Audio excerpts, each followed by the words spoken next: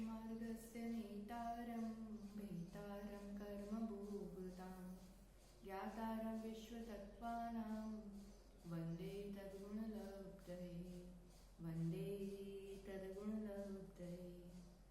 भवसागर में भटक रही थी गुरुदेव ने मार्ग दिया कुंभकार की भांति हमको साधक का आकार दिया सब जिनवाणी का सार बताकर हम सबका उद्धार किया नमन हो गुरु सुनील सिंधु को जिन्होंने यह उपकार किया। जय बोलो वर्तमान शासनाय श्री महावीर भगवान की जय। मुनिकुंज ज्येष्ठाचार्य आचार्य श्री आदि सागर जी महाराज की जय। तीर्थभक्त शिरोमणि परम पूज्य 108 आचार्य महावीर कीर्ति जी महाराज की जय। वात्सल्य रत्नाकर परम पूज्य 108 आचार्य विमल सागर जी महाराज की जय। तपस्वी सम्राट युगश्रेष्ठ तपो मार्तंडाचार्य श्रीमती सागर जी गुरुदेव की जय। पूर्ण उत्साह पूर्ण जोश जैसे साक्षात गुरुवर अपने सामने बैठे हो उसी मंगल भावना के साथ जयकारा लगाना। चतुर्थ पट्टाधीश्चर्य चक्रवर्ती विक्षण ज्ञान उपयोगी मम प्राण गुरु श्रेष्ठ आचार्य भगवान सुनील सागर जी गुरुदेव की धर्मानुरागी भव्य आत्मनो। एक बार की बात है, एक बालक अपनी माँ के साथ डॉक्टर के पास पहुंचता है। बुखार से तड़प रहा है, उदास सा छोटा सा मुरझाया सा चेहरा है, रो रहा है डॉक्टर के सामने, मुझे अच्छा नहीं लग रहा है। डॉक्टर देखते हैं, सब जांच करते हैं, पर्चे पे दवाई लिखने जा रहे हैं तो बच्चा अपनी रोनी सी सूरत से बोलता है, क्या करना पड़ेगा मेरे को, कैसे ठीक होऊंगा मैं। डॉक्टर साहब ने बहुत प्रेम से बच्चे से बात की कर कहा कि कुछ नहीं, दवाई लोगे ना 2 दिन तुम एकदम ठीक हो जाओगे। पर मुझे हुआ क्या, मैं तो खेलने गया था, इतना अच्छा था, अब एकदम से मुझे क्या हो गया। डॉक्टर साहब ने कहा कुछ नहीं, मच्छर काट लिया होगा, कुछ वायरस हो गया होगा तो बुखार आ गया है, अभी तुम तो 2 दिन में एकदम ठीक हो जाओगे। बालक की भी जिज्ञासा देखो, उसकी बुद्धि देखो, बोलता है मैं क्यों खाऊं दवाई, मैंने क्या किया, मैंने कुछ गलती नहीं की, मच्छर ने काटा उसने की गलती, उसको दो दवाई। डॉक्टर को हंसी भी तो आ जाती है पर समझाते भी हैं कि देख बुखार तो तेरे को आया, दुख तेरे को हो रही, आकुलता तेरे को हो रही ना, तो दवाई आपको ही लेनी पड़ेगी। तो थोड़ा थोड़ा तो मानता है पर फिर भी वापस पूछता है, हम तो सब इतने सारे बच्चे खेल रहे थे तो मेरे को ही क्यों आया, सब बच्चे तो अभी भी आज भी खेलने गए हैं। तब डॉक्टर धीरे से बोलते हैं, देखो शायद आपकी प्रतिरोधक शक्ति इम्यूनिटी पावर कम रहा होगा तो उस मच्छर ने आपको प्रभावित कर लिया, बाकी सब बच्चे स्ट्रांग होंगे, आप इतने स्ट्रांग नहीं हैं। तो छोटा सा मुंह हो गया बच्चे का और कहते हैं अभी तो आप कह रहे थे कि डॉक्टर की वजह, अरे मच्छर की वजह से मैं बीमार हुआ, अब आप कह रहे हो कि मेरी शक्ति कम है इसलिए मैं बीमार हुआ, तो सच क्या है। कोई डॉक्टर भी सुन रहे होंगे तो आपसे हम भी पूछना चाहते हैं, वायरस की वजह से बीमार हो रहा है व्यक्ति या खुद अपनी इम्यूनिटी पावर कम होने के कारण बीमार होता है, क्यों होता है। डॉक्टर अपनी अपनी बात कहेंगे पर देखा जाए तो दोनों ही कारण है, पर मूल कारण अपना है कि अपनी शक्ति कम है, तो बाहर का निमित्त अपन को प्रभावित अपने लपेटे में ले लेता है, प्रभावित कर जाता है, और बाहर के तो जो है वो वायरस लेने ही वाला है। मूल अपन को ये बात समझना है कि डॉक्टर ने फिर उसने बालक ने पूछा, अच्छा ठीक है मैं दवाई लूंगा फिर तो कभी नहीं काटेगा ना मुझे डॉक्टर मच्छर। हंसी आ जाती डॉक्टर को, कहते अच्छा मैं तुम्हें क्या ना टॉनिक भी लिख दूंगा, तुम्हारी शक्ति बढ़ेगी तो फिर जल्दी से तुम्हें कुछ भी नहीं होगा। अपने हाथ में है अपनी शक्ति को बढ़ाना। अपन बाहर की दुनिया में जितने मच्छर है वायरस है उसको कुछ थोड़ी ना कर सकते हैं।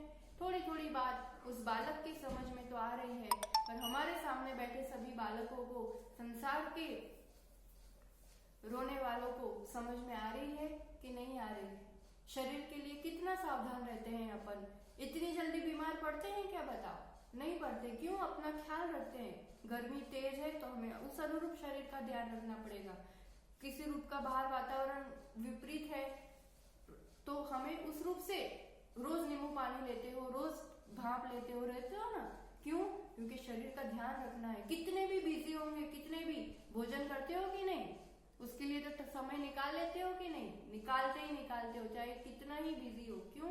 क्योंकि खाऊंगा नहीं तो आगे 24 घंटे कैसे काम करूंगा। जितनी फिक्र शरीर की है, इस देह की है, हमारे आध्यात्मिक वैज्ञानिक डॉक्टर भगवान महावीर स्वामी कहो या आचार्य भगवान गुरुवर सुनील सागर जी कहो, यही समझा रहे हैं कि ज्ञानियों, यहाँ तो सब सुनने में अच्छा लग रहा है, पर जब बाहर जैसे ही कदम रखते हैं, थोड़ा सा कोई मच्छर कान में गुनगुन गुनगुन करे, किसी की बात थोड़ी सी चुप जाए, अभी कुछ किसी का फोन आ जाए, जैसे ही भोजन की थाली पे बैठोगे कुछ मन पसंद नहीं आए, तो पारा कितनी जल्दी ऊपर चढ़ता है, कितनी जल्दी बुखार चढ़ता है, कितनी जल्दी गुस्सा आता है, होता है ना। तो आकुलता बहुत जल्दी बढ़ जाती है।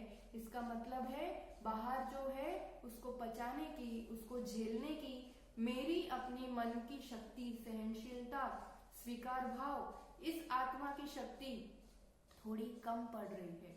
गुस्सा आ जाना, उपशांत भाव का नहीं रह पाना, मतलब कहीं ना कहीं मैं खुद कमजोर पड़ रहा हूँ। जिनवाणी, गुरुओं की वाणी, षट आवश्यकों का पालन, पूजन करना, स्वाध्याय करना, ये सब चीजें टॉनिक है, इस आत्मशक्ति को बढ़ाते हैं। इस मन को, मन की स्थिति को संभालना, इस आत्मा की शक्ति को पहचानना, उस अनुरूप काम करना, क्योंकि हम सभी उन महापुरुषों के अनुयायी हैं। हमने सुना है, जानते हैं हम सभी कि पार्श्वनाथ प्रभु कमजोर थे, बताओ, उन पर एक के बाद इतने भयंकर उपसर्ग हो रहे थे, तो उस समय वो इतने बड़े शक्तिशाली और वो छोटा सा देव जो विमान से उन पर उपसर्ग कर रहा है, क्या वो एक पल में रिद्धिधारी मुनि कुछ नहीं कर सकते थे उस देव को? क्या कमजोर थे इसलिए सब चुपचाप यूं सहन करके हुए बैठे हुए थे? विचार किया कभी? वो कमजोर नहीं थे, वो बहुत शक्तिशाली थे। तो क्यों सहन किया? सहन इसलिए किया कि यहाँ पर दृष्टि बदल जाती है। एक तो कोई दोषी नहीं नजर आता है, जो पहले ही दिन अपन ने सीख ली थी, पर को दोष नहीं देना है, कहीं ना कहीं मेरे अपने कर्म का उदय है और उस अकाउंट को अब क्लियर करना है। दूसरी बात जो कल बताई थी, परसों भी बताई थी, अपने पर जिम्मेदारी लेना है, उपशांत भाव, अब बात को बढ़ाना नहीं है। वो गलती कर रहा है सामने वाला, अब मैं क्यों गलती करूं? वो तो नादानी कर रहा है, अज्ञानतावश कर रहा है, अब मैं उसकी प्रतिक्रिया करूं, जवाब दूं, मतलब मैं खुद से उससे भी बड़ी गलती कर रहा हूं। उसने एक सुनाई तो मैं कम थोड़ी ना, मैं भी 2 सुना दूंगा। ये बहादुरी नहीं है ज्ञानियों। कोई कुछ बोलता है और अपन हिल जाते हैं और फिर जवाब देते हैं, मतलब मैं कमजोर हूँ। पार्श्वनाथ के वंशज है अपन, भगवान महावीर के वंशज है। शक्तिशाली बनना है, सहनशील बनना है। किसी ने कुछ बोल दिया, उसकी अपनी योग्यता, उसके अपने कर्म, पर किसी के पीछे मैं अपना नुकसान क्यों करूं? मेरी शांति को भंग क्यों करूं? मेरे आत्मा का घात, परिणामों का घात क्यों करूं? गलती किसी की, पनिशमेंट अपने आप को देना, ये तो बहुत बड़ी नादानी अभी तक करते ही आ रहे हैं। अब थोड़ा सा जागना है। कुछ परिस्थितियां बनती भी हैं तो समझो कि मेरे गुणों का विकास करने के लिए ये अवसर आया है। अगर उस समय अपने पे ध्यान ना देते, अपने परिणामों की विशुद्धि नहीं बढ़ाते, अपने क्षमा भाव को विकसित करने के लिए कमठ रूपी निमित्त आया था, भगवान ने वो काम कर लिया, उनका क्षमा गुण बढ़ता गया तो उन्हें तो उपलब्धि हो गई केवल ज्ञान की। यही तो है, किसी कोई कुछ कह रहा है, कुछ विपरीतताएं बन रही है, मतलब समझो मेरा समता गुण बढ़ाने के लिए ये तो एक बहुत बड़ा अवसर मिला है, तो मैं क्यों चूकूं? अब इस पर्याय में, इस समझदारी में अपने आप को इतना ज्यादा सजग रखना है कि अब मैं कहीं नहीं चूक जाऊं। सोचो कभी उस पार्श्वनाथ प्रभु के जीव ने हाथी की पर्याय में औपशमिक सम्यक दर्शन प्राप्त किया था, जिसकी बात अपन ने कल समझी थी। तब तक नादानी हुई, पर फिर मुनिराज का ऐसा निमित्त और उस जीव का अंतरंग ऐसा पुरुषार्थ, वो जो 5 लब्धियां अपन ने समझी थी और जो मिथ्यात्व का उदय का थोड़ी देर के लिए अभाव किया, औपशमिक सम्यक का निर्मल परिणाम हुआ उस जीव को हाथी की पर्याय में। अब पूरी दृष्टि बदल गई, अब सब जीव आत्मा दृष्टि नजर आती है, तो अपने आप हिंसा भी छूटती है, श्रावक धर्म का पालन करता है, श्रेष्ठ समाधि मरण करता है, और फिर जो यात्रा प्रारंभ होती है भगवान बनने तक की, मोक्ष मार्ग में निरंतर आगे बढ़ते जाते हैं। सिंह की पर्याय में वो वनराज कर सकता है, जिनराज बन सकता है, पूंछ वाले कर सकते हैं, तो ये मूंछ वाले क्यों पीछे हट रहे हैं? कभी सोचो, औपशमिक सम्यक दर्शन अभी तक इस अनंत काल की संसार की यात्रा में इस आत्मा ने प्राप्त किया कि नहीं किया? पूछो अपने आप को कभी, क्या प्रमाण है प्राप्त किया है कि नहीं किया है? कितने ही अपन स्त्री को कह देते हैं कि स्त्री तो सम्यक दृष्टि नहीं हो सकती, पर ध्यान रहे इस काल में, पंचम काल में, जहाँ भरत क्षेत्र में हमने जन्म लिया है ना, वहां कोई भी जीव जो जन्म लेता है अभी यहाँ, वो मिथ्यात्व के साथ ही जन्म लेता है। अब मिथ्या दृष्टि तो जन्म से तो है ही, अब क्या पुरुषार्थ कर सकते हैं? तो अगर कभी अभी नहीं हुआ है सम्यक दर्शन, तो औपशमिक सम्यक दर्शन का भी पुरुषार्थ कर सकते हैं।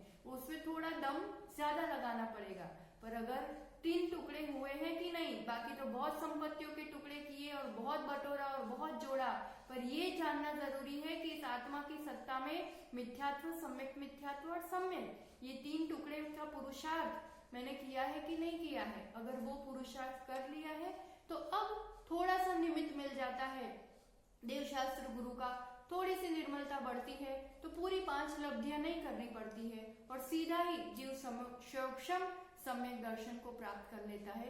शैवक्षमिक भावों की चर्चा करनी है आज हमें, तो उसमें सम्यक की बात चल रही है, तो सबसे पहले उसी अवस्था को समझ रहे। आज इस काल में जो गिने चुने जुगनू की तरह थोड़े से चमकते हुए तारे विरले नजर आ रहे हैं, वो सभी अगर सम्यक दृष्टि है, भावलंगी श्रावक या मुनिराज हैं, तो वो शैवक्षमिक सम्यक दृष्टि ही हो सकते हैं, क्योंकि औपशमिक तो अंतर्मूर्त के लिए होता है और शायिक अभी इस काल में हो नहीं सकता है। तो शैवक्षमिक सम्यक दर्शन मतलब क्या, कैसी अवस्था होती है, कैसे परिणाम होते हैं, उस जीव की भाव दशा क्या होती है, तो उसके लिए हमें पहले शैवक्षम का अर्थ बहुत अच्छे से समझना होगा। कई बार सुना होगा, पढ़ा होगा, उसकी परिभाषा ही इतनी अटपटी लगती है ना कि उसको रटना पड़ता है बार बार, और फिर भी एक भाव भासना नहीं हो पाती कि एग्जैक्टली वो चीज है क्या। तो समझना है तो बहुत शांति से, धैर्य से सुनना, तो हमें विश्वास है आपको पहले की अपेक्षा बहुत अच्छे से क्लियर होगी ये बात। क्षयोपशम शब्द अपने आप में क्या कहता है?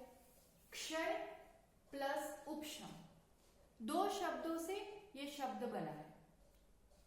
जैसे अपन ने सुना हो तो पद्म पुराण में लवणान और कुश ऐसे 2 नाम आते हैं ना, बड़े नाम है, पर शॉर्ट में उसको कैसे कह देते हैं अपन? लवकुश, समझने के लिए कहते हैं ना। तो ऐसे ही यहाँ उद्याभावी क्षय ऐसा बड़ा शब्द है, और उपशम के लिए सद अवस्था रूप उपशम, ऐसे 2 बड़े शब्दों को मिलकर के क्षय और उपशम को मिलाकर के क्षयोपशम कर दिया है। तो ये 2 चीजें क्या होती है, किसमें होता है? क्षयोपशम मतलब हमने समझा था ना कि ये जीव है, उनके गुण है और ये कर्म है। क्षयोपशम में कुछ अंश तक गुण प्रकट होते हैं। तो ऐसी अवस्था क्यों बन पाती है कि न पूरे गुण ढके हैं? समझना, गुण पूरा ढका भी नहीं है और गुण पूरी रूप से प्रकट भी नहीं है, आधी बीच वाली अवस्था है, कुछ अंश में प्रकट है। तो ऐसी अवस्था क्यों बनती है और किस में बनती है? तो सबसे पहली बात ये समझना है कि क्षयोपशम वाली अवस्था 4 घातीय कर्मों में ही बनती है। 4 घातीय कर्म कौन कौन से? इतना तो आपको विदित होगा ही होगा, ज्ञानावरण, दर्शनावरण, मोहनीय और अंतराय। इन 4 कर्मों की अपेक्षा 18 तरह के शैवक्षमिक भाव जीव के बनते हैं। तो इसमें क्यों होता है ऐसा? तो इसके लिए इतना समझना कि 2 शब्दों को समझेंगे अपन। सबसे पहले जो कर्म अपन ने बांधे हैं, जो घातीय कर्म निरंतर बंध रहे हैं, ठीक है ना, तो उन घातीय कर्मों में वो जो प्रकृतियां बन रही हैं, जो कर्म परमाणु बन रहे हैं, उसमें 2 टाइप्स के कर्म परमाणु होते हैं। जैसे अभी अपन मोहनीय कर्म को ही ले ले, ज्ञानावरण को ले ले, कोई भी कर्म ले लो, तो 2 टाइप के परमाणु होते हैं। किस टाइप के? एक कहलाते हैं सर्वघाती। क्या कहलाएंगे? सर्वघाती। शब्द ही अपने आप में बता रहा है, जो पूर्ण रूप से, सर्व रूप से घात करे। किसका? गुणों का। कर्म का काम क्या है? गुणों का घात करना। तो वो पूरी रूप से गुण का घात करेगा, मतलब थोड़ा सा भी गुण प्रकट होने नहीं देगा। सर्वघाती जो परमाणु है वो ये काम करते हैं, और उसी में कुछ देशघाती परमाणु होते हैं, स्पर्शक होते हैं। देशघाती मतलब एक देश, थोड़ा सा घात करेंगे गुण का। जैसे समझने के लिए ऐसा समझो कि सूर्य का प्रकाश है, ठीक है ना, वो गुण है अपना। अब सूर्य का प्रकाश अगर दीवार है मोटी तो थोड़ा सा भी भीतर आ पाएगा अपने तक? थोड़ा भी नहीं आ पाएगा, पूरी मोटी दीवार है तो ये सर्वघाती कर्म हो गया। और एक पर्दा लगा हो तो फिर थोड़ा सा प्रकाश, प्लास्टिक लगा हो तो थोड़ा सा प्रकाश आ सकता है कि नहीं आ सकता है? आ सकता है। पूरा प्रकाश नहीं आएगा पर बिल्कुल नहीं होगा ऐसा भी नहीं होगा, थोड़ा अपने तक धूप आ पाएगी। तो ये देशघाती जैसा हो गया। तो अब इन सर्वघाती और देशघाती इनको मिलकर के पूरा खेल है। तो अब मुझे शोषम करना है, यानी गुण को कुछ अंश तक प्रकट करना है, तो काम किस पर करना पड़ेगा? सर्वघाती पर, क्योंकि सर्वघाती तो प्रकट नहीं होने दे रहे हैं। तो अपन अभी के लिए सम्यक दर्शन की अपेक्षा समझते हैं, फिर अपन सभी कर्मों पर लगाएंगे, ठीक है ना। तो सम्यक दर्शन के विरोधी प्रतिपक्षी कर्म कौन कौन से हैं? मिथ्यात्व, अनंतानुबंधी 4 कषाय, क्रोध मान माया लोभ, ये 5, सम्यक मिथ्यात्व और सम्यक। किस गुण का संबंध किन कर्मों से है ये नॉलेज होना बहुत जरूरी है। सम्यक दर्शन मेरे इस आत्मा का गुण नहीं हो पा रहा है तो उसके लिए जिम्मेदार कौन कौन से कर्म? मिथ्यात्व सबसे मुख्य, सम्यक मिथ्यात्व, सम्यक दर्शन होने की 3 और उनका जोड़ीदार है अनंतानुबंधी क्रोध मान माया लोभ। 7 प्रकृतियां हुई। तो इन 7 प्रकृति में से सर्वघाती कौन कौन सी है? मिथ्यात्व। बिकॉज जब तक मिथ्यात्व एग्जिस्ट करता है, उसकी उपस्थिति है, उदय है, तब तक सम्यक दर्शन नहीं हो सकता। तो मिथ्यात्व और सम्यक मिथ्यात्व और अनंतानुबंधी क्रोध मान माया लोभ, तो 6, ये 6 प्रकृति सर्वघाती है। तो इन ये जो 6 प्रकृति है अगर जैसी है वैसी उदय में आएंगी तो फिर काम नहीं हो सकता सम्यक दर्शन का। इसलिए अब अपने परिणामों की विशुद्धि के बल पर क्या करते हैं, अब मिथ्यात्व को सीधा तो नहीं खत्म कर सकते, पर मैं उसको उदय में भी उस रूप में तो उदय में नहीं आने दूंगी। समझ में आ रहा है? इस रूप का पुरुषार्थ परिणामों के बल पर किया जाता है। पहला सबसे मेन पुरुषार्थ अपन ने कर लिया कि मिथ्यात्व के 3 टुकड़े कर दिए, मिथ्यात्व, सम्यक मिथ्यात्व और सम्यक। तो अब ये 3 टुकड़े हुए थे ना, तो अब इसमें से जो सम्यक प्रकृति है वो देशघाती प्रकृति। देशघाती मतलब सम्यक प्रकृति अगर उदय में आती है तो सम्यक दर्शन रह सकता है, सम्यक दर्शन का पूरा घात नहीं होगा। जैसे मिथ्यात्व तो उदय में था तो सम्यक दर्शन पूरी रूप से नष्ट हो गया था, पर सम्यक प्रकृति का उदय देशघाती प्रकृति है तो सम्यक दर्शन पूरा निर्मल भी नहीं होगा पर उसका नाश भी नहीं होगा। तो इसलिए अब इस अवस्था में क्या होता है कि पुरुषार्थ क्या किया जाता है समझना। यहां पर अपन समझते हैं, ये तो समझ में आएगा शेष प्लस सूक्ष्म तो क्या होता है। मैं अभी मिथ्या दृष्टि, मिथ्यात्व का उदय मेरा चल रहा है, ठीक है ना। अब मैं क्या पुरुषार्थ करती हूं, और ये 3 टुकड़े हो गए हैं अपने, ये सम्यक प्रकृति है जो अभी सत्ता में है, क्योंकि मिथ्यात्व के 3 टुकड़े हुए तो ये मिथ्यात्व प्रकृति है। ये ना इसी रूप से बताया जाता है क्योंकि आगे आगे का समय का, ये नीचे है तो मतलब ये अभी उदय में आने वाला है, ये नेक्स्ट समय में उदय में आएगा, ये उसके बाद उदय में आएगा। तो इस रूप की रचना हमेशा बताई जाती है कर्मों के उदय की अपेक्षा। तो ये मिथ्यात्व का हो गया, ये इसका उदय अभी अपना चल रहा है।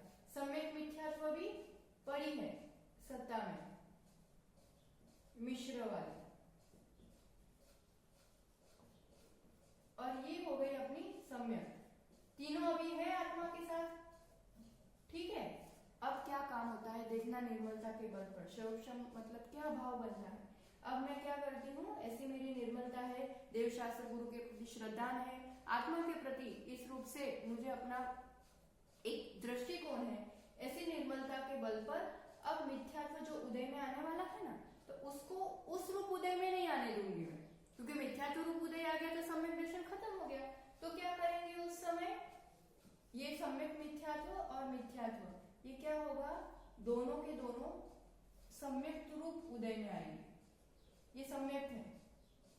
तो मिथ्यात्व अब उदय में आने वाला है, पर मिथ्यात्व रूप उदय में ना आकर के ये जो मेरी देशघाती प्रकृति है उस रूप उदय में आएगा। अगर उस रूप उदय में आ रहा है तो मेरा सम्यक दर्शन बना रहता है। तो ये जो है ना, इसलिए इसको क्या कहा जाता है, ये जो दो सर्वघाती प्रकृतियां हैं, मिथ्यात्व और सम्यक मिथ्यात्व, तो उनका क्या होता है यहाँ, उद्याभावी क्षय। शब्द थोड़े से अटपटे से लगेंगे पर समझ जाएंगे ना तो फिर कुछ भारी नहीं लगेगा और याद भी रह जाएगा। उद्याभावी क्षय, उदय की अपेक्षा अभाव है और क्षय भी हो रहा है। क्षय शब्द का अर्थ समझना, क्षय होता मतलब क्या, कि वो कर्म परमाणु आत्मा से अलग हो गए, क्षय को प्राप्त हो गए। तो क्षय को तो प्राप्त कैसे होता है, उदय में आकर के फल देकर के फिर निर्जरा होती है, यानी क्षय होता है। पर यहाँ क्या हो रहा है, उदय में भी आ रहा है, क्षय भी हो रहा है, पर उदय की अपेक्षा अभाव है। मिथ्यात्व का उदय हुआ, पर उदय की अपेक्षा अभाव मतलब वो उसी रूप फल नहीं ले रहा है ना, मिथ्यात्व के रूप फल नहीं ले रहा है, इसलिए उद्याभावी और निर्जरा भी हो रही है। तो ये जितने परमाणु थे सब इस रूप ट्रांसफर हो गए, सम्यक रूप, और अब उदय में आ गए। तो निर्जरा तो हो ही गई, क्षय तो हो ही गया, पर उदय उस रूप भी नहीं हुआ, तो इसका नाम क्या है। और सम्यक मिथ्यात्व में भी ऐसे ही समझना। तो इस सर्वघाती प्रकृतियों का उद्याभावी क्षय, डेफिनेशन अगर देखते हैं तो क्या आता है डेफिनेशन में, सर्वघाती स्पर्धकों के वर्तमान में उदय में आने वाले निषेकों का, क्योंकि अभी जस्ट जो उदय में आने वाले हैं वर्तमान में, उनका उद्याभावी क्षय, यानी उसका उसी रूप से उदय में नहीं आना सर्वघाती रूप से, तो किस रूप से उदय में आना, देशघाती रूप से उदय में आना। तो अनंतानुबंधी का भी इसी रूप से लेना, अनंतानुबंधी होती है वो अप्रत्याख्यान आदि रूप से उदय में आ जाती है, वो उसी रूप फल नहीं देती है। अपना सूत्रधार मिथ्यात्व है तो अपन उसको हाईलाइट करके समझ रहे हैं। मिथ्यात्व, सम्यक मिथ्यात्व, अनंतानुबंधी 4, कितनी हो गई ये 6। कैसी है ये, सर्वघाती प्रकृति, उसका क्या हो रहा है, उद्याभावी क्षय। मतलब क्या हो गया, अब समझ में आ गया, देशघाती रूप फल देना, उसका जैसी है वैसा फल नहीं देना। जैसे आप करेला की सीजन है, अभी आम करेला रस जोड़े कारेला खाओ ना, कारेला जेवा भाई सीधा सीधा ना खाओ, ऐसा नहीं खाते ना, क्यों, क्योंकि बहुत कड़वे लगते हैं। तो जो समझदार माँ होती है वो क्या करती है, करेलों को अच्छे से धोएगी पहले, फिर जब सब्जी भी बनाएगी ना तो थोड़ी गुड़ या शक्कर ऐसा डालेगी, तो थोड़ा सा हल्का सा, कितना भी डालो तो पूरा कड़वापन तो कभी नहीं जा सकता, जाता है नहीं जाएगा, वो अपनी असर जात तो दिखाएगा ही दिखाएगा करेला, पर फिर खाने में भा भी जाता है, रस होती है, रोटी होती है, तो उसके साथ अच्छा भी लगता है, और फिर अपना उसको शरीर पर उसका प्रभाव भी पड़ता है। तो करेलों को सीधा नहीं खाया, उसको थोड़ा सा अपनी बुद्धि से परिणाम करके खाने लायक बना दिया। जैसे ये शौक्षम वाली अवस्था, पूरा उसका गुण खत्म भी नहीं हुआ तो उसको अपन झेल सके वैसा भी कर लिया। ऐसे ही मिथ्यात्व और सम्यक मिथ्यात्व, सर्वघाती प्रकृतियों के उस रूप उदय में नहीं आने देना, ये मेरे परिणामों की शक्ति है, समझो। वो सत्ता में बैठा है, उदय में आने को बिल्कुल रेडी बैठा है और इसी समय उदय में आने वाला है, और मान लो उदय में आ गया मतलब सम्यक दर्शन फिनिश, पर नहीं, मैं नहीं होने दूंगी ऐसा, क्योंकि मैंने एक बार स्वाद चख लिया है। औपशमिक सम्यक दर्शन एक बार हुआ ना, वो हो गया है, भले अंतर्मूर्त के लिए हुआ, पर उस भाव की निर्मलता, उसका आनंद, उसका स्वाद इतना अपूर्व और इतना अद्भुत था, एक बार दिख गया ना वो, अब जीव बार बार, कोई नया टेस्ट होता है ना जीभ पर, अगर पहली बार कोई टेस्ट लिया और वो बहुत पसंद आ जाए, बार बार वही मांगता है। ये तो शरीर का और मन का खेल है, पर वो क्षणिक पदार्थ के लिए अगर ऐसा हो सकता है, व्यसन तक बन जाता है, तो ये तो अपूर्व, अलौकिक, अतीन्द्रिय आनंद की बात है। अगर वो स्वाद एक बार चख लिया तो औपशमिक सम्यक दर्शन प्राप्त करने के बाद भी फिर, इसलिए वो अंतर्मुहूर्त का समय फिनिश हो गया था, तो अब वो अंतर्मुहूर्त का फिनिश जब मिथ्यात्व का उदय का अभाव किया था अपन ने, तो अब अपने पास तीनों चीजें हैं, तो उन तीनों चीजों में ऊपर के उसमें अगर मिथ्यात्व उदय में आ गया तो औपशमिक सम्यक दृष्टि जीव मिथ्या दृष्टि हो जाएगा। पर थोड़ा सा अगर पुरुषार्थ करता रहा तो बाद में भले मिथ्या दृष्टि भी हो गया है, या उसी समय तुरंत पुरुषार्थ करे या थोड़े समय बाद पुरुषार्थ भी करे, तो फिर क्योंकि 3 टुकड़े हो गए हैं, तो अब पूरा पुरुषार्थ नहीं करना पड़ता है उसको, थोड़ी निर्मलता बढ़ाता है तो मिथ्यात्व को उसी रूप उदय में नहीं आने देता है, सम्यक रूप उदय में आने देता है। इसलिए शब्द है उद्याभावी क्षय। अब फिर परिभाषा में आता है भविष्य काल के समय में उदय में आने वाले स्पर्धकों का, निषेकों का सद अवस्था रूप उपशम। शब्दों पे ध्यान देना तो अपने आप मीनिंग समझ में आएगा। अब ये जो बाद में उदय में आने वाले थे मिथ्यात्व कर्म के जो निषेक, तो उनको क्या कर दिया, सद अवस्था रूप, तुम जिस अवस्था में हो उसी रूप उपशम, चुपचाप बैठे रहो, दबे रहो, मतलब तुम उदय में नहीं आ सकते। तो इसका अर्थ क्या हुआ कि इसको तो उस रूप से उदय में नहीं आने दिया मिथ्यात्व रूप से, और ये जो भविष्य वाले जो निषेक है उनको कह दिया कि तुम चुपचाप बैठे रहना अपनी जगह पे जैसे हो वैसे, सद अवस्था रूप उपशम। तो उससे क्या होगा, इससे ये लाभ होगा कि ये उदीर्ण नहीं हो पाएंगे, समय के पहले ये निषेक यहाँ आकर के उदय में नहीं आ पाएंगे क्योंकि उनको चुपचाप बिठा दिया। तो उदीर्ण नहीं होगी तो क्या होगा, एक एक समय में, इसका समय आया ये उदय में आएगा तब मैं उसको समय रूप चेंज कर दूंगी। अब ये फिनिश हो गया, अब इसका उदय का समय आया तो मैं इसको समय रूप चेंज कर दूंगी, जब इसका उदय का समय आया तो समय रूप चेंज कर दूंगी। मेरे पुरुषार्थ से, मेरे परिणामों से मैं इतना तो संभाल सकती हूँ और कर सकती हूँ, पर मान लो ये धड़ धड़ धड़ धड़ कर सब उदय में आ जाए तो होता है ना, एक लाइन लगी है टिकट बेचने के लिए या खाना परोसने के लिए, सब लाइन से बैठे हैं या ऐसे आ रहे हैं, तो एक एक को करना है तो अपन मैनेज कर लेते, एक व्यक्ति मैनेज कर लेगा। एक साथ सब टूट पड़े तो कैसे संभालो, खुद ही भाग के खड़े हो जाओगे, अरे ओ बाप रे कैसे हो पाएगा। तो ऐसे ये सब कर्म अगर एक साथ किसी निमित्त से उदय में आ जाए तो फिर परिणामों को, वो शोभशम वाली अवस्था को अपने परिणामों के जोर से मेंटेन करना मुश्किल होता है, क्योंकि है तो सर्वघाती, पावरफुल है। तो इसलिए अपन इस टाइप के ऐसे सिस्टम बनाएंगे कि तुम तो चुपचाप बैठे रहो, तुम अपने अपने समय से ही आना तो मैं मैनेज कर लूंगी। तो ऐसे ये चुपचाप बिठा दिया, उसका नाम हो गया सद अवस्था रूप उपशम, यानी क्या हुआ, उदीर्णा का नहीं होना। अब आपको समझ में आ रहा होगा कि शोभशम सम्यक दर्शन मतलब क्या अवस्था होती है। तीनों कर्म समता में है, ऐसे तो सातों कर्म, अनंतानुबंधी की 4 और दर्शन होने के 3, पर अपने परिणामों से ऐसा कर रहे हैं कि वर्तमान निषेकों का उद्याभावी क्षय यानी देशघाती रूप फल देते हैं, भविष्य वाले का सदावस्था रूप उपशम, उदीर्ण नहीं होने देते हैं, और 3 शब्दों को देखना है, उद्याभावी क्षय, सर्वघाती का और सदावस्था रूप उपशम। ये तो हो गया, इस वजह से इसको क्षयोपशम कहते हैं। अब बाकी क्या होगा, बाकी सम्यक प्रकृति जो देशघाती प्रकृति है, जो सम्यक गुण का पूरा घात नहीं करती है, उसका उदय में होना। उसके उदय में होने से क्या होता है, सम्यक प्रकृति उदय में। इसका नाम ऐसा क्यों रखा है सम्यक प्रकृति, इस मतलब इससे सम्यक दर्शन होता है, तो ऐसा नहीं होता है। सम्यक दर्शन तो मेरा गुण है और जब तक कर्म है तब तक वो पूरा हो नहीं सकता है। यहाँ पर सम्यक प्रकृति नाम है, सम्यक दर्शन में थोड़ी सी शिथिलता लाती है, एकदम निर्मल प्योर वाला सम्यक दर्शन नहीं है, दृढ़ वाला, एकदम अचल वाला।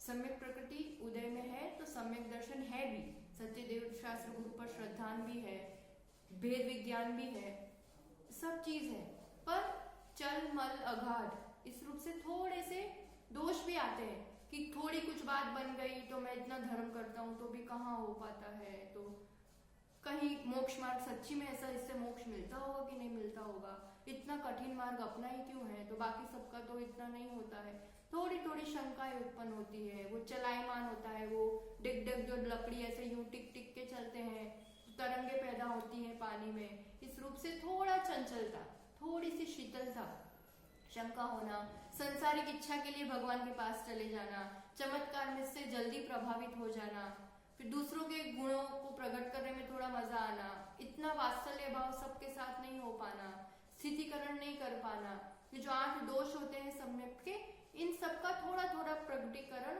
हो सकता है, पर फिर भी सम्यक दर्शन तो बना रहता है।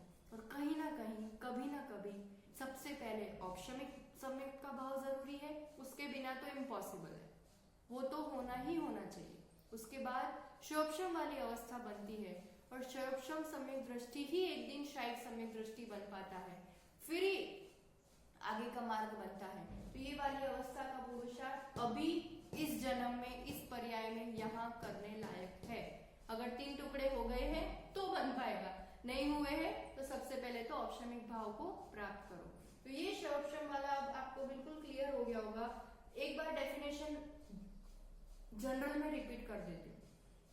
सर्वघाती स्पर्धकों का वर्तमान निषेकों का उद्याभावी क्षय, उन्हीं का भविष्यकालीन निषेकों का सदवस्था रूप उपशम और देशघाती स्पर्धकों का उदय, इनसे जो अवस्था बनती है कर्मों की और इससे जो भाव बनते हैं जीव के, जो निर्मलता बनती है जीव की, तो वो क्षयोक्षम कही जाती है।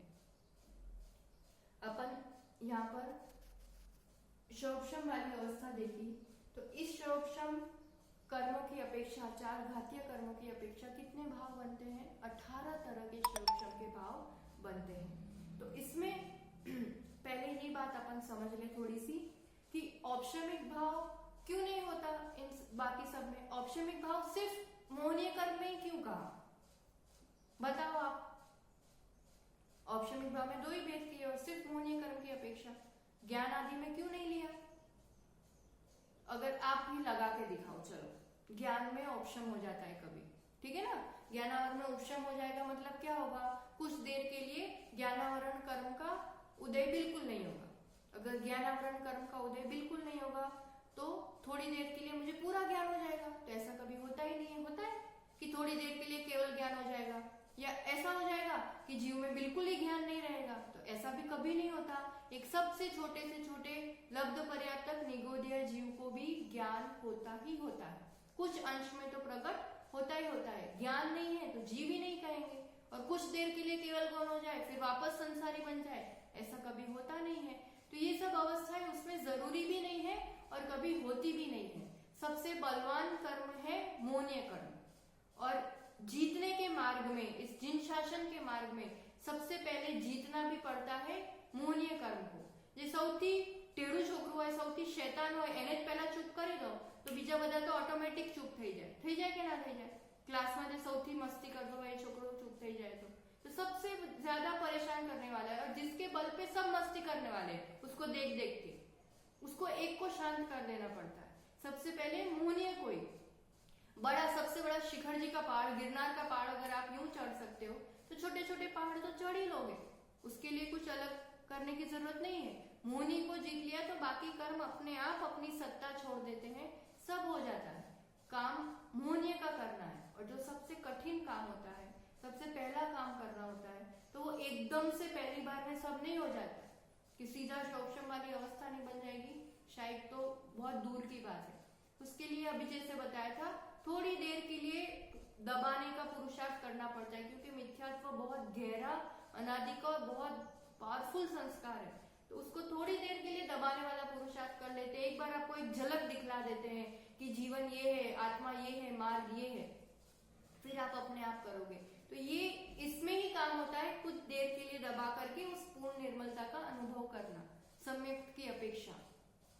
इसलिए चारित्र में तो उपशम कोई बहुत काम करता नहीं है, क्योंकि वो तो नीचे ही उतरता है जीव और फिर वापस चढ़ने का पुरुषार्थ करना पड़ता है।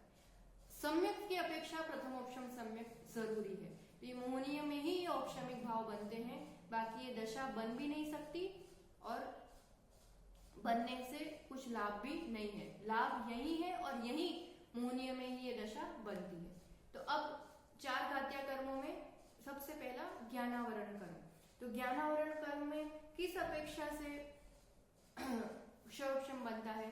तो गुण कुछ अंश तक प्रकट है। कोई भी अगर जीव आत्मा कहीं पर भी है, जितने भी जीव है, ज्ञान है ही है और कुछ अंश में तो प्रकट है ही है। इसलिए ज्ञानावरण की जब तक संसार अवस्था है, जब तक केवल ज्ञान प्राप्त नहीं हो जाता है, तब तक उसकी क्षयोक्षम वाली अवस्था ही है। अपन बहुत बार सुनते भी हैं इन शब्दों को कि इसका ज्ञान का क्षयोक्षम बहुत गजब का है, हाँ, एक बार में समझ लेता है, एक बार में याद कर लेता है। क्षयोक्षम अच्छा होना, निर्मलता अच्छी होनी कहलाता है। जितने एक इंद्रिय आदि जीव, निगोदीय आदि जीव, इन सब का ज्ञान का क्षयोक्षम न बराबर, होता तो है ही ज्ञान, इंद्रिय जनित कुछ अनुभव होते हैं, वो चीज रहती है, पर बहुत कम होता है। तो यहाँ पर ज्ञान की अपेक्षा कितने भेद बताए हैं? तो कुमति ज्ञान, कुश्रुत ज्ञान, कुअवधि ज्ञान, ये 3 कुज्ञान हो गए। और मति ज्ञान, श्रुत ज्ञान, अवधि ज्ञान, मनोपर्य ज्ञान, इतने हो गए। ये सब शोक्षम वाली अवस्था है। आवरण कितने प्रकार का होता है ज्ञानावरण का? जानते हैं, 5 है ना? मति, श्रुत, अवधि, मनोपर्य, केवल। आवरण 5 प्रकार का है। शोक्षम यानी समझो कि आवरण का ही कम ज्यादा पना है। शोक्षम में ये चीज सब चीज पॉसिबल है। शाई के केवल ज्ञान है, कितने भी जितने भी जीव है एक ही टाइप का केवल ज्ञान होता है, उसमें टाइप्स नहीं होती है। ये जो वैरायटी दिखती है ना पूरी दुनिया में, कोई अमीर कोई गरीब, कोई कम ज्ञानी कोई ज्यादा ज्ञानी, ज्ञान सबके पास है, लाभ सबको हो रहा है, कम ज्यादा, फिर कम ज्यादा होता है, मतलब सबका आवरण डिफरेंट डिफरेंट है। किसी को बहुत मोटी परत है तो कम ज्ञान बाहर आ पाता है, बहुत याद करने पर भी याद नहीं रहता है, बहुत पुरुषार्थ करने पर भी लाभ नहीं होता है, किसी का थोड़ा पतला आवरण है, तो आवरण कम ज्यादा पतला ज्यादा है तो गुण छोटा बड़ा ज्यादा कम प्रकट होता है। ये सब वैरायटी शोक्षम वाली अवस्था में ही प्राप्त होती है। तो डेफिनेशन तो ये की यही रहेगी, पर इसमें आवरण के प्रकार तो 5 ही है ज्ञान के, मति, श्रुत, अवधि, मनोपर्य। देखो केवल ज्ञान आवरण तो कैसा होगा, वो तो आवरण हटा कि केवल ज्ञान हुआ। केवल ज्ञान आवरण में कभी भी शोक्षम वाली अवस्था नहीं हो सकती कि कुछ अंश में केवल ज्ञान होगा कुछ अंश में नहीं होगा, ऐसा तो हो ही नहीं सकता। जब होगा तब पूरा होगा, नहीं है तो अभी बिल्कुल नहीं है। तो केवल ज्ञान आवरण कैसी है? सर्वघाती प्रकृति है। केवल ज्ञान आवरण केवल ज्ञान गुण का पूरा ही घात करती है ऑलवेज, जब तक अपन उसका नाश नहीं करेंगे। तो ये तो एकदम असाइड हो गई, सर्वघाती है। अब ये जो 4 है, मति, श्रुत, अवधि और मनोपर्य, इनसे शोक्षम वाली अवस्था बनती है, क्योंकि इसमें सर्वघाती स्पर्शक भी है, देशघाती स्पर्शक भी है। इन प्रकृतियों का जब बंद होता है, जो परमाणु आते हैं और बंटवारा होता है ना, तो बंटवारा इस रूप से होता है कि कुछ सर्वघाती रूप से काम करते हैं, अनुभाग शक्ति ज्यादा होती है, कुछ देशघाती रूप से काम करते हैं, इस रूप से इनमें बंटवारा होता है कर्मों का। तो ये जब बंद हुई है और जब फल दे रही है, अब उदय में आ रही है, तो उस समय सर्वघाती पने को उद्याभाविक क्षय और सदअवस्था रूप उपशम किया जाता है कि पूर्ण रूप से वो प्रकट नहीं हो पाए, और देशघाती स्पर्धकों का उदय लाया जाता है। तो मति, श्रुत ज्ञान तो सभी जीवों को हमेशा पाया ही पाया जाता है, हमेशा। और इसमें फिर कुमति कुश्रुत हो गया और मति श्रुत हो गया। तो ये ऐसे शोक्षमिक भाव में भेद इस रूप से क्यों हुए? कारण कि ज्ञान तो ज्ञान है, समझो। ज्ञान का काम जानना, और सब चीजों को जान रहा है, स्व और पर को, पर वो किस अभिप्राय से जान रहा है, ये किस पर आधार रहता है? मिथ्यात्व के आधार पर। मैं किसी को देख करके ये चाकू लेकर के आ रहा है तो मतलब एक पक्का मुझे मारने आ रहा है, और कोई क्या सोचेगा, वाह ये मुझे अभी है ना फल सुधार करके देगा, बढ़िया अनार का रस देगा, सोच सकता है ना। तो ये ज्ञान क्या हुआ कि ये चाकू लेकर के आ रहा है। अब किसने किस अभिप्राय से लिया, ये मेरी अपनी धारणाओं पर आधारित रहता है। तो ये मिथ्यात्व जो होता है उसके साथ मिलकर के ज्ञान भी फिर मिथ्या रूप कहलाता है, इसलिए उसको कुमति कुश्रुत ज्ञान कह देते हैं। इंद्रियों के माध्यम से जो मैं जान रहा हूँ, देख रहा हूँ, वो कुमति कुश्रुत, और अवधि ज्ञान में भी इसी रूप से कुअवधि रूप लगाया जाता है। जिसकी संगति, आप पहले जब तक पिताजी के घर पर थे तो आप दोषी कहलाते थे, अब आपका शादी हुई शाह परिवार में तो उनके साथ संगति हो गई, तो आप क्या कहलाते हो? शाह कहलाते हो ना। तो ये जिसके साथ संगति होती है, मिथ्यात्व के साथ अगर इस ज्ञान की संगति है तो वो कुमति कुश्रुत कहलाते हैं। ज्ञान वही का वही है, पर अगर सम्यक दर्शन हो जाता है तो अब जो जैसा है वैसा दिखता है। मैं जानती हूँ कि सामने वाला मेरी जेठानी है, स्त्री है, पर्याय है, ये भी जानती हूँ, तो ये एक होनहार आत्मा है, अभी इस रूप से मेरा योग संयोग है, इतनी बात भी समझ में आती है। मिथ्या दृष्टि बस इतनी बात पकड़ता है कि ये जेठानी और मुझे परेशान करती है। सम्यक के साथ वही ज्ञान फिर सब दृष्टिकोण से जानता है, द्रव्य और पर्याय के भेद को जानता है, स्वपर के भेद को जान करके फिर सब गणित लगाता है जीवन का। इसलिए सम्यक की संगति में वो मति ज्ञान, श्रुत ज्ञान, अवधि ज्ञान, मनोपर्य ज्ञान हो जाता है। कुअवधि कुअवधि और अवधि ज्ञान देव और नरक की अपेक्षा भी काम करता है। तो नार की अगर मिथ्या दृष्टि है, देव मिथ्या दृष्टि है, तो उसका जो भाव से अवधि ज्ञान होता है वो भी उसी रूप से भाव काम करेंगे। मन पर्याय ज्ञान कभी भी मिथ्यात्व के साथ हो ही नहीं सकता, इसलिए उसमें एक ही टाइप आई शैवक्षमिक भाव में, उसमें भी यही लगाना, डेफिनेशन सब जगह एक रहेगी। मन पर्याय ज्ञान प्रकट करना है, तो उसका जो प्रतिपक्षी कर्म कौन सा हो गया? मन पर्याय ज्ञानावरण कर्म। तो मन पर्याय ज्ञानावरण कर्म के सर्वघाती स्पर्धकों का उद्याभावी क्षय और सदवस्था रूप उपशम, और उन्हीं मन पर्याय ज्ञान के देशघाती स्पर्धकों का उदय हो गया, है ना।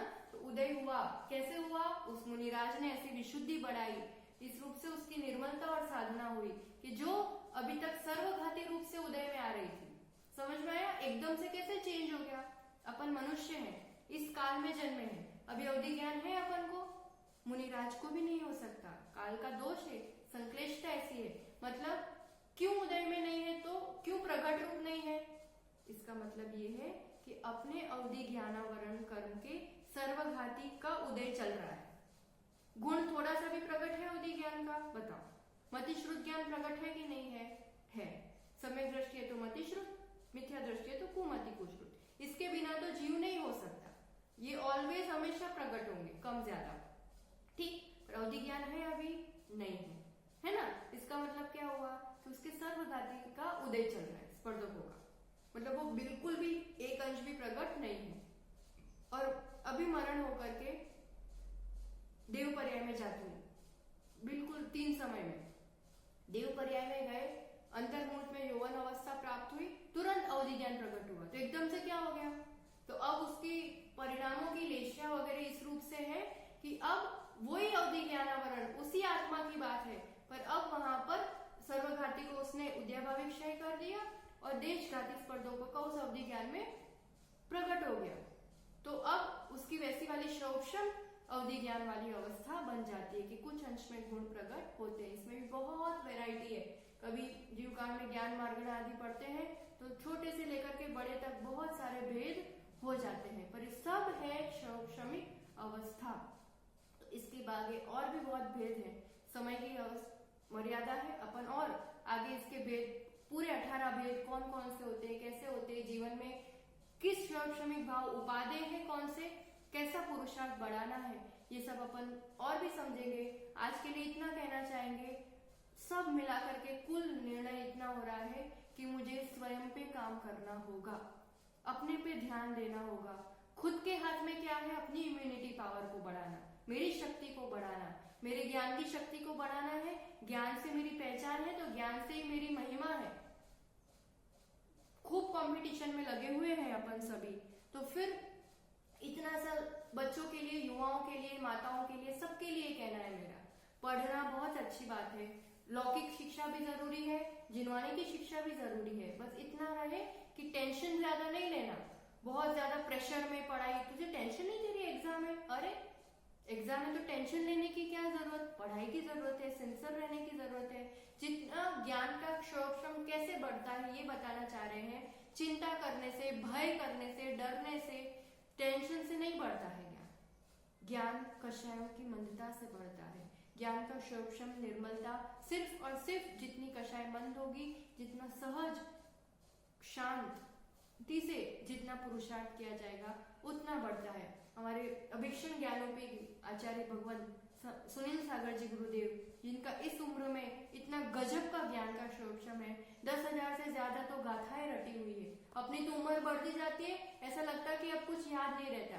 आचार्य भगवान इसी संसार में, इसी काल में है, जितने दिन उम्र बढ़ती है ज्ञान का शौक्षम और बढ़ता जाता है, कारण निर्मलता बढ़ती जाती है। जितना जितनी निर्मलता, बोझ हल्का करेंगे अपना, टेंशन कम करेंगे, विकल्प कम करेंगे। बचपन में ज्यादा याद रहता था, अब कम याद रहता है, क्योंकि बचपन में वो निश्चलता रहती है, अब दुनिया भर का जिम्मेदारी ले ली है।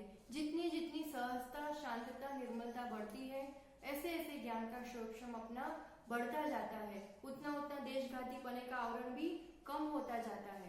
तो हम अपने जीवन में निर्मलता पे ध्यान रहे। और आचार्य भगवान ने जो अपने जीवन में इतनी ऊंचाई हासिल की है, वो सिर्फ एक ही सूत्र के आधार पर, न किसी से ईर्ष्या, न किसी से होड़, मेरी अपनी मंजिल, मेरी अपनी दौड़। मुझे सिर्फ और सिर्फ अपने लक्ष्य पे, अपने मंजिल पे ध्यान देना है। किसका कितना बढ़ गया तो मेरी आत्मा का क्या बढ़ा, और किसी का कुछ घट भी गया तो मेरी आत्मा का क्या घटा। एक सूत्र जीवन में हमेशा कुछ भी करते समय लगाना कि ये कुछ मेरा बहुत लाभ हो गया तो आत्मा का क्या लाभ हुआ उसमें, और कुछ घट भी गया, हानि भी हुई बाहर, जो कुछ भी, आत्मा का क्या घटा। आत्मा का सिर्फ और सिर्फ परिणामों का घात हो रहा है, उस पर सजग होना है और हमें अपनी आत्मशक्ति को पहचानते हुए अपनी निर्मलता को बढ़ाना है। इसी दिव्य मंगल भावना के साथ शर्व शमित भाव को आगे और समझेंगे। आज के लिए इतना ही। सभी के लिए यही मंगल भावना कि हम इन शर्वक्षम अवस्था से शायिक अवस्था को प्राप्त होंगे। ये भावना के साथ, जावाणी के ज्ञान से